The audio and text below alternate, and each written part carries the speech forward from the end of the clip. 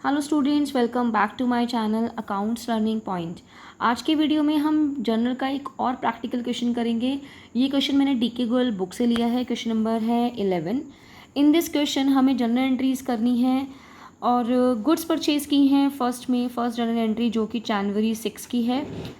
Goods purchase की हैं Henry से 50,000 रुपये की और उसके ऊपर है 10% ट्रेड डिस्काउंट और 4% कैश डिस्काउंट। जैसे कि आपको पता है कि ट्रेड डिस्काउंट जो होता है बेसिकली अगर सेल्स या परचेज़ हमने उधार की है, क्रेडिट पे की है या कैश में की है, दोनों केसेस में होता है। And second thing is this कि कैश डिस्काउंट तभी मिलेगा जब कैश पेमेंट होगी, जब मतलब पेमेंट होगी, लाइक वो पेमेंट थ्रू चेक भी हो सकती है, कैश भी हो सकती है, राइट। मतलब पेमेंट होगा तभी डिस्काउंट हम अवेल कर पाएंगे ना, या हम डिस्काउंट अलाउ करेंगे या हमें डिस्काउंट मिलेगा। लेकिन ट्रेड डिस्काउंट जो होता है वो ट्रांजैक्शन यानी कि जो परचेजेस हैं या सेल्स हैं वो उधार भी हो सकती हैं, ठीक है। और दूसरी बात, ट्रेड डिस्काउंट को कभी भी अकाउंट्स में हम शो नहीं करते। आई मीन जर्नल एंट्रीज वगैरह करते हैं तो हम शो नहीं करते, हम सिर्फ अमाउंट, उस डिस्काउंट के अमाउंट को डिडक्ट करके लिख देते हैं, ठीक है। तो कैश डिस्काउंट हम मेंशन करते हैं, जैसे अगर हमने डिस्काउंट दिया है, लाइक हमने परचेजेस की, हमें डिस्काउंट मिला, हमने सेल्स की, हमने डिस्काउंट दिया है, राइट। तो उसके हिसाब से डिस्काउंट अगर हम अलाउ करते हैं, डिस्काउंट अगर हम देते हैं तो हमें लॉस हो जाता है। लॉस ही है जब पेमेंट अगर 10,000 की मिलनी है और अगर हम कुछ डिस्काउंट दे देते हैं तो 10,000 से कम पेमेंट मिलेगी। तो जितना हमें कम पेमेंट मिला है, जितना डिस्काउंट हमने उसको प्रोवाइड किया है, उतना हमारा बेसिकली लॉस है। तो ये हमारा एक नॉमिनल अकाउंट के रूल से चलेगा जिसमें debit all expenses and losses. और अगर यही डिस्काउंट हमें रिसीव होता है, मैंने परचेजेस की तो डिस्काउंट हमें मिलता है, तो फिर वो हमारे लिए नॉमिनल अकाउंट के रूल में क्या हो जाएगा, credit all incomes and gains. ये हमारे लिए एक छोटा सा गेन है जिसको हम क्रेडिट साइड में दिखाएंगे, ठीक है, जर्नल एंट्री में। तो कैश डिस्काउंट अगर हम रिसीव करते हैं तो क्रेडिट, कैश डिस्काउंट अगर हम अलाउ करते हैं तो डेबिट।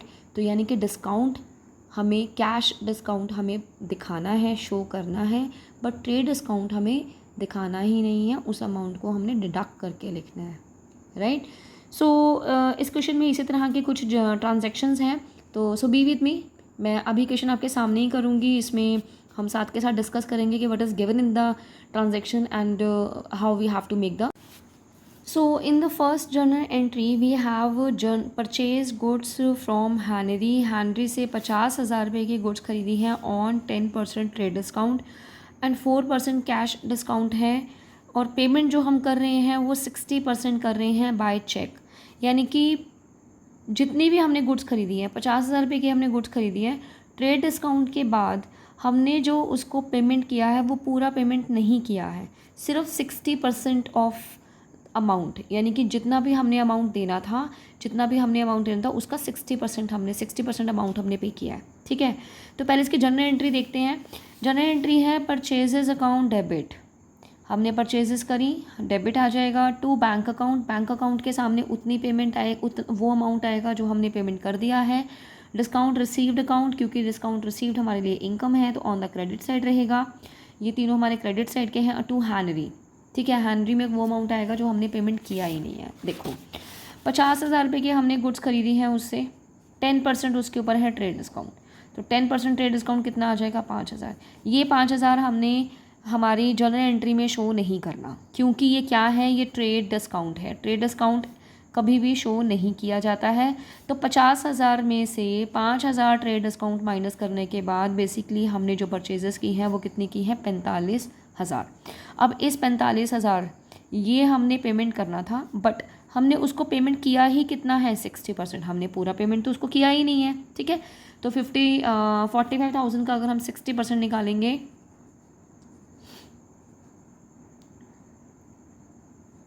तो ये आ जाएगा 27,000। अब डिस्काउंट हमें इतने ही अमाउंट पे मिलेगा क्योंकि जितनी हम उसको पेमेंट कर रहे हैं। अगर हम उसको पेमेंट करेंगे ही नहीं तो हमें किस बात का डिस्काउंट मिलेगा, ठीक है। अब देखो, आपने जितना भी माल ख़रीदा, आपने कुछ सामान ख़रीदा किसी शॉप पे जाके, आपने उसको बोला, पॉलिसी है उस शॉप की कि जो भी आप पेमेंट करते हैं उसमें आपको कुछ डिस्काउंट मिलेगा, लाइक मान लो 50 रुपये का डिस्काउंट मिलेगा, मान लो, ठीक है। आपका बिल बना 1000 रुपये का, आपके पास तो 800 रुपये थे, आपके उसके साथ जान पहचान है, आपने कहा मैं आपको 200 रुपये ना बाद में पकड़ा दूंगा, ठीक है। तो अब आपको जो डिस्काउंट मिलेगा वो जितना पेमेंट आप उसको कर रहे हो, 800 रुपये की पेमेंट कर रहे हो ना, तो 800 रुपये के ऊपर डिस्काउंट मिलेगा, ठीक है। तो इस हिसाब से हमारा देखेंगे 27,000 के ऊपर हम निकालेंगे 4%, that would be discount we will receive, ठीक है। तो 27,000 पेमेंट ना करके हम एग्जैक्टली उसको कितनी पेमेंट करने वाले हैं, एग्जैक्टली हम उसको 25,920 पेमेंट करने वाले हैं, ठीक है। तो इस जनरल एंट्री में क्या रहेगा, परचेजेस के सामने हम लिखेंगे 45,000, क्योंकि 45,000 की हमने परचेजेस की, ठीक है। और बैंक अकाउंट के सामने यानी कि जितना हमने उसको चेक से पेमेंट किया है, हमने उसको चेक से पेमेंट 25,920 किया है, 1,080 नहीं किया क्योंकि हमने डिस्काउंट अवेल किया है, ठीक है। और हैनरी के सामने वो जो हमने पेमेंट नहीं किया, 45,000 में से अगर 27,000 माइनस करेंगे तो वो हमारा आ जाएगा 18,015, ठीक है। तो ये 18,000 में हमने अभी हमारा उधार है, जिसकी वजह से इसको हम नाम के सामने लिखेंगे। हमारी ये फर्स्ट जनरल एंट्री हो गई। ओके, नेक्स्ट देखते हैं। Bought goods from Amit. अब हमने अमित से गुड खरीदी है 2 लाख रुपए की, ठीक है। टर्म्स हैं कि 5% कैश डिस्काउंट है, 20% ट्रेड डिस्काउंट है, और 3/4 अमाउंट जो है वो कैश में पेमेंट करा है। मतलब पेमेंट हमने सारा नहीं किया है, 3/4 ही किया है। हमने अमित से माल ख़रीदा, तो पहले हम इसके देखते हैं। चलो पहले मैं आपको ना इसका अमाउंट निकालना बताती हूँ। देखो 2 लाख रुपए की हमने गुड्स खरीदी, उसके ऊपर 20% तो देखो ट्रेड डिस्काउंट था। ट्रेड डिस्काउंट तो तब भी होता है जब हम उधार माल भी खरीदते हैं, उसका कोई इशू नहीं है, ठीक है। 40,000 रुपये हमारा आया, तो 2 लाख में से 40,000 माइनस कर दो, तो हमने जो उससे परचेजेस की हैं वो बेसिकली 1,60,000 की है। अब जब हमने इसको पेमेंट की ना उसी टाइम, तो हमने 3/4 पेमेंट करी है, हमने सारी पेमेंट की ही नहीं है, ठीक है। यानी कि 1,20,000 रुपये की अब पेमेंट करी कैश में, और अब हमें डिस्काउंट मिल गया। डिस्काउंट हमें उतना ही उसी अमाउंट में मिलेगा जितनी हम पेमेंट करेंगे। परचेजेस तो हमने 1,60,000 की थी, लेकिन पेमेंट हम उसको 1,20,000 की कर रहे हैं, तो इसी के ऊपर हमने 5% का डिस्काउंट अवेल किया, जो आ जाएगा 6,000। तो 1,20,000 पेमेंट ना करके हमें कितना अमाउंट देना पड़ा, 1,14,000। क्यों? क्योंकि हमने डिस्काउंट अवेल कर लिया उसको साथ के साथ पेमेंट करके, ठीक है। तो अब इसकी जनरल एंट्री क्या होगी, क्योंकि अब हमने परचेजेस की हैं, परचेजेस करना एक एक्सपेंस है, तो परचेजेस हमारा आ जाएगा डेबिट में, purchases account debit, to cash account, क्योंकि हमने उसको कैश से पेमेंट किया है, ठीक है। टू डिस्काउंट रिसीव्ड, क्योंकि हमें डिस्काउंट रिसीव हुआ है। उसके बाद आ जाएगा टू अमित। अमित क्यों लिखा, क्योंकि हमने जितना हमारा उधार है वो हम अमित के सामने लिखेंगे। 1,60,000 के हमने परचेजेस करी एग्जैक्टली, पेमेंट हमने उसको किया है 1,14,000, 6,000 हमें डिस्काउंट मिल गया, और 40,000 पे अभी हमारा उधार है, ठीक है। अभी हमने उसको पेमेंट नहीं किया है। नेक्स्ट है गुड्स बेची। अब पहले हमने सेल्स परचेजेस की थी, अब हम गुड्स बेच रही हैं शर्पा को। 50,000 रुपये की गुड्स हैं, 20% ट्रेड डिस्काउंट है, 4% कैश डिस्काउंट है। कैश डिस्काउंट तभी अवेल कर पाएगी शर्पा अगर वो हमें पेमेंट कर देती है विदिन 7 डेज़, ठीक है। ये हमारी पॉलिसी है, 7 दिन के अंदर अंदर पेमेंट करती है शर्पा तो हम उसको डिस्काउंट देंगे, ठीक है। अब उसने क्या किया, 23 तारीख को हमें गुड्स हमें पेमेंट किया है, हमें चेक मिला है 23 तारीख को उसने हमें चेक दिया, लेकिन वो भी 75% का, मतलब कि जो उसने पेमेंट करनी थी उसके सिर्फ 75% पेमेंट आई है, वो भी चेक से, ठीक है। तो अब जब हम पहले हम देखेंगे कि हमने उसको माल कितना बेचा। देखो 50,000 रुपये का हमने उसको गुड्स बेचा है, 20% उसका तो ट्रेड डिस्काउंट है, कितना आ गया 10,000। तो डिस्काउंट के बाद अमाउंट कितना आ जाएगा 40,000। इतनी हमने उसको सेल्स करी है, ठीक है। अब 18 तारीख को हमने गुड्स बेची हैं और 23 तारीख को हमें चेक मिला है, ठीक है। 23 तारीख को हमें चेक मिला है, और वो भी पूरा अमाउंट का नहीं मिला। कितने अमाउंट का मिला है, 75%। तो हम इसका जब 75% निकालेंगे तो वो हमारा आ जाएगा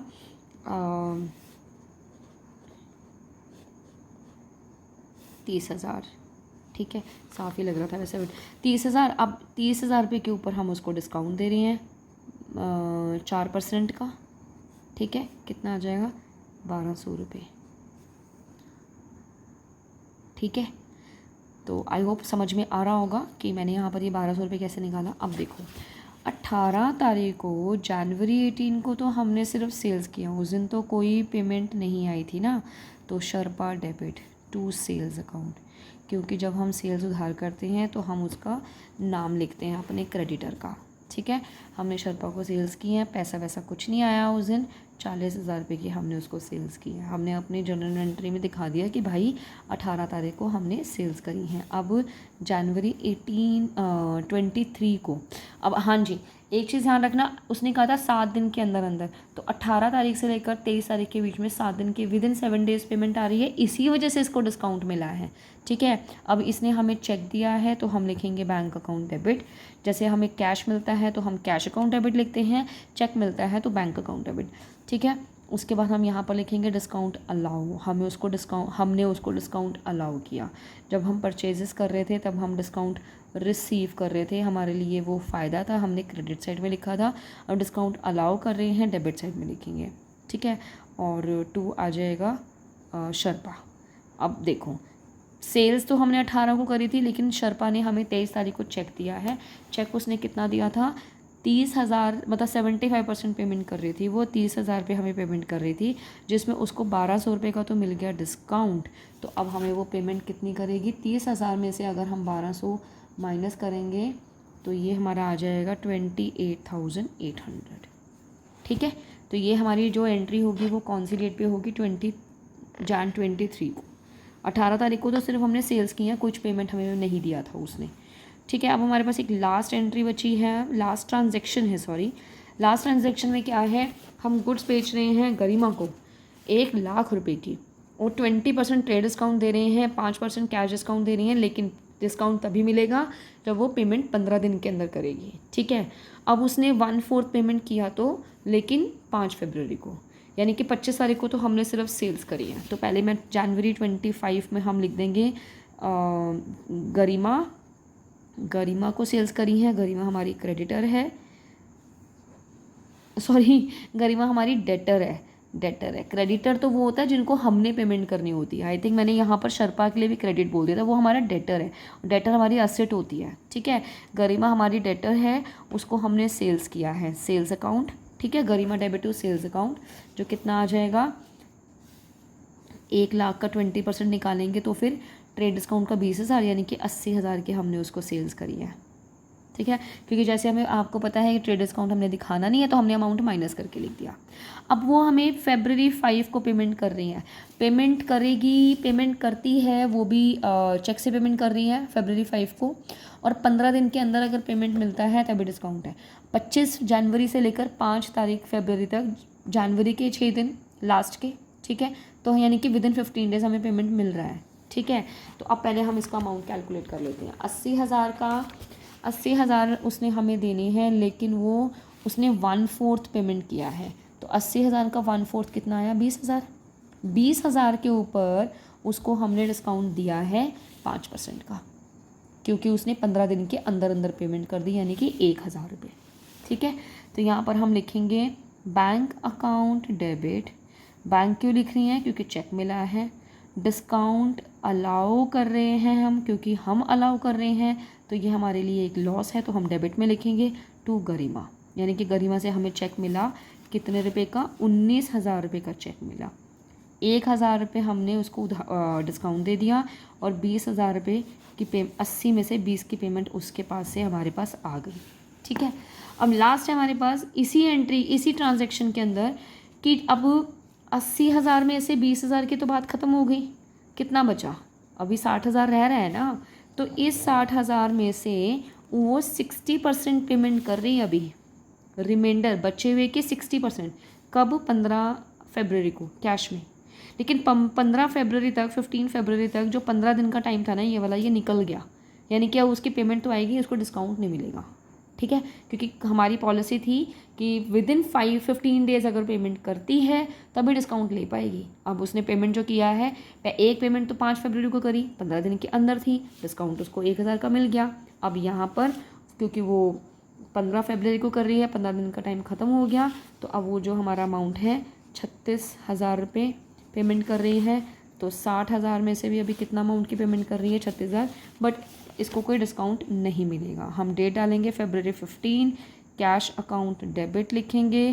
क्यों? क्योंकि पैसा हमारे पास आया है, कैश में आया है, गरिमा से आया है, गरिमा हमारी डेटर थी ना, उसने हमें पेमेंट कर दिया है कितने का, 36,000 रुपये का। ठीक है, सो आई होप आपको समझ में आया होगा कि हमने एक तो जर्नल एंट्री कैसे करी है और दूसरा इसके अमाउंट की कैलकुलेशन कैसे की। So thanks for watching, subscribe my channel and share with your friends also.